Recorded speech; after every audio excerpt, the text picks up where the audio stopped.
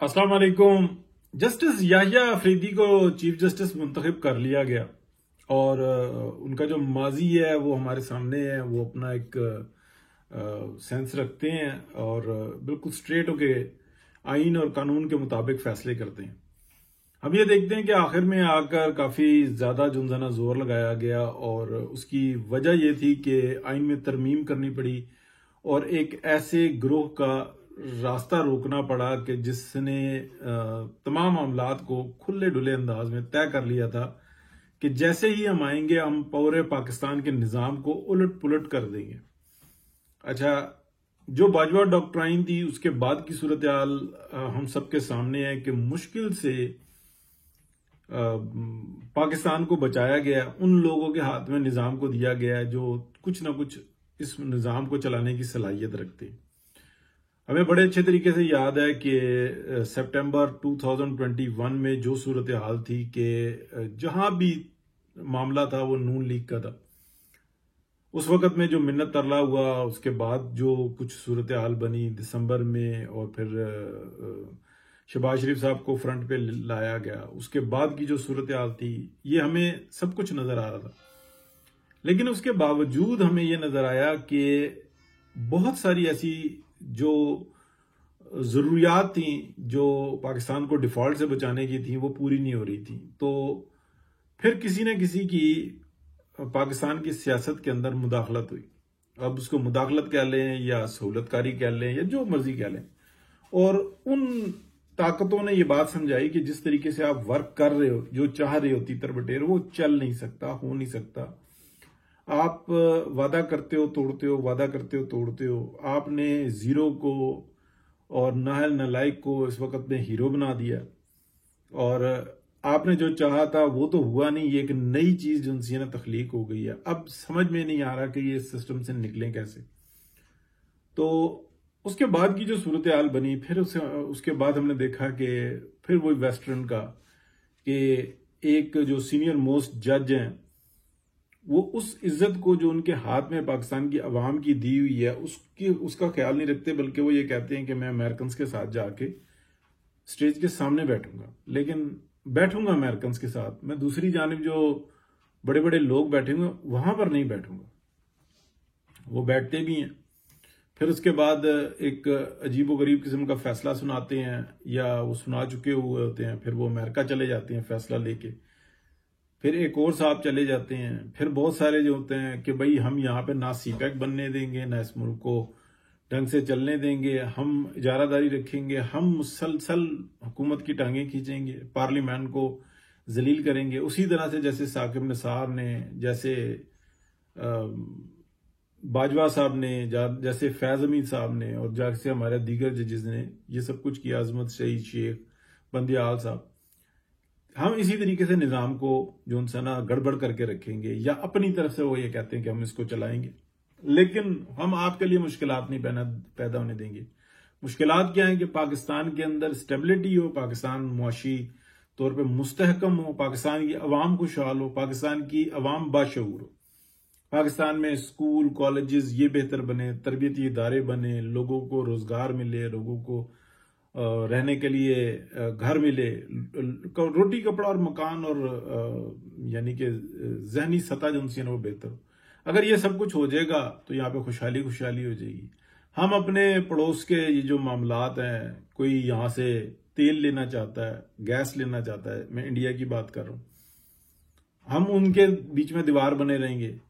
कोई हमें ये चाहता है, ईरान की मैं बात कर रहा हूँ, कि हमें जिन चीजों की पाकिस्तान के रास्ते जरूरत है और हम आसानी से हासिल कर सकते हैं, यानी कि बजरिया बरास्ता चीन, तो वो हमें बाय रोड जो उनसे ना एक सूरत हाल बन जाए, हम वो नहीं होने देंगे। हम अफगानिस्तान के पीछे और जितनी रियासतें हैं, ये इसके अंदर तेल है दुनिया का, कोई कहता है 60% है, कोई कहता है 80-85% है। गैस की मैं बात कर रहा हूँ, माजरत, गैस है और उसके लिए रास्ता मौजूद नहीं है। तो हम उस रास्ते को जो इंसान ओपन करेंगे, यहां से ये हम ओपन नहीं होने देंगे, यहां पे हम मसाइल पैदा करके रखेंगे। सबसे बढ़कर चीन, जिसका रकबे का 60%, उसके बीच में जो है बहुत बड़ी, आप कह लें कि सैराक गोभी है, और 5 टाइम जोन है, अमेरिका के 4 टाइम जोन है, तो उसको एक ज़मीनी रास्ता चाहिए, वो सिर्फ पाकिस्तान से निकलता है। हम ये इस गवादर के प्रोजेक्ट को हम बलूचिस्तान के अंदर आग लगवा के रखेंगे, वहाँ पे निज़ाम को सेट नहीं होने देंगे, हम स्टैब्लिशमेंट को मजबूत से मजबूत करेंगे, उनके अंदर जो प्लाटों की ख्वाहिश है, जो वो समझते हैं कि ये तो कोई मसला ही नहीं है, हमने बचाया हुआ है, इस चीज़ को जिंदा रखेंगे। मसाइल इस किस्म के रखेंगे कि एक मुसीबत से जान छुड़ाने के लिए हर इंसान दूसरी मुसीबत को गले लगा रहा होगा, तो उसका रास्ता रोकना था, और वो पार्लियामान ने रोकना था। अच्छा, इसके साथ साथ हम ये देखते हैं कि पहले हिस्से में जब तरमीम हो रही थी तो तकरीबन 50 से ज्यादा तरमीम थी। उन तरमीम को कम करते करते कि जो स्टैब्लिशमेंट को एम्पावर करने की और इमरान खान को रगड़ा लगाने के नाम पे और बाद में सबका रगड़ा लगाने के ऊपर, उन तमाम को जो है ना, इन तरमीम को निकाला गया, सेटल किया गया, और फिर आखिर में आके मौलाना ने अपने स्कोर भी सेटल किए जो कि उनके अपने गले पड़े। पार्टी जो थी ना, बहुत इंतशार का शिकार हुई, यानी कि इस टाइम में सबसे बड़े जो लूजर हुए हैं वो जाहिरन वो मौलाना हुए हैं।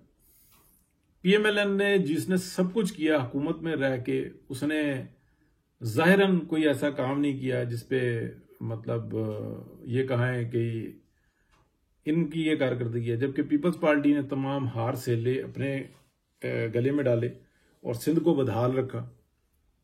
उनकी सियासत है। तो कहने या बताने का मकसद ये है कि ये सब कुछ होता रहा, लेकिन इसके पीछे एक नुक्ता है, आप उस नुक्ते को समझिएगा।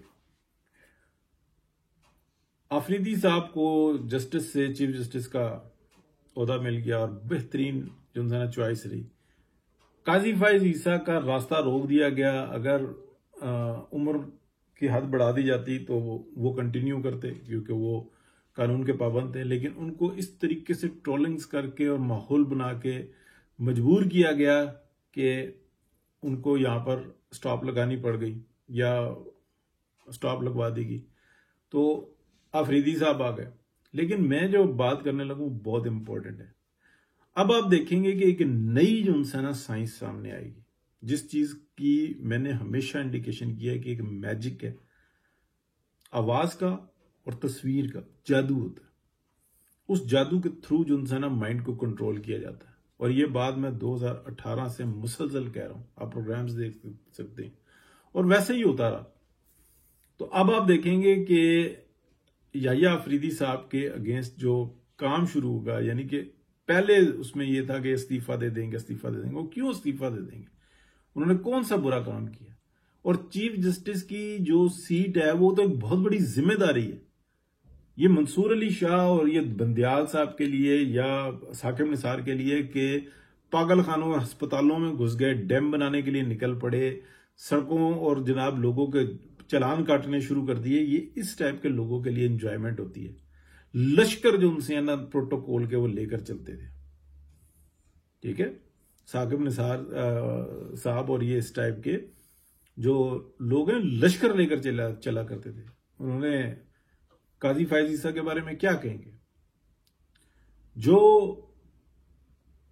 स्टेट को चलने ही ना दे वो फैसले, वो भी रोकने पड़ते हैं, क्योंकि सबसे पहले जो है ना इस स्टेट को की हिफाजत की कसम खाई हुई होती है, और वो चीफ जस्टिस ने भी खाई हुई होती है, एक आम आदमी ने भी खाई हुई होती है कि वो अपनी स्टेट से मुखलिस होगा, स्टेट के अगेंस्ट नहीं जाएगा। उसमें तमाम बराबर होते हैं, उसके बाद अगले हर्फ आते हैं।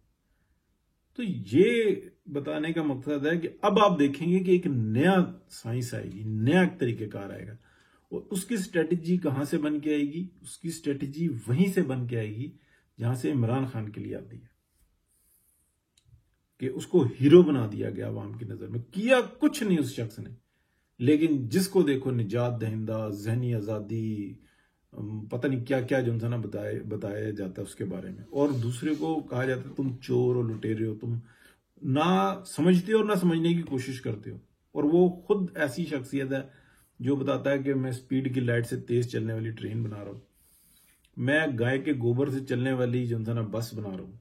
अच्छा, मतलब उसकी बातें अंडे और मुर्गियां और वो भैंस की बेटी होती है जिसको दूध पिलाते हैं, जो उसका बेटा होता है जिसको कटा कहते हैं, उसको दूध नहीं पिलाते। ये इंफॉर्मेशन देता है वो। जर्मनी और जापान की सरहद पे जो है ना वो इंडस्ट्री लगाता है और उसको कहा जाता है ये हमारा निजात दहिंदा है।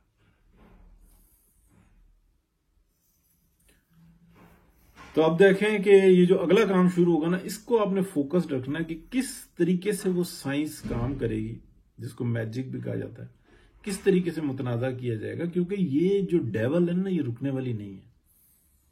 ये पिछले हजारों साल से लड़ रही है। इसका मकसद कुछ हो रहा है। इसने इसके सामने ना 2-3 कंट्रीज, बतौर कंट्रीज पहले तकसीम कर दिया ना, और 2-3 कंट्रीज हैं जिसको उन्होंने काबू करना है और उसके बाद जो है ना अपने जो एजेंडा है उसके ऊपर अमल दरामद करना है।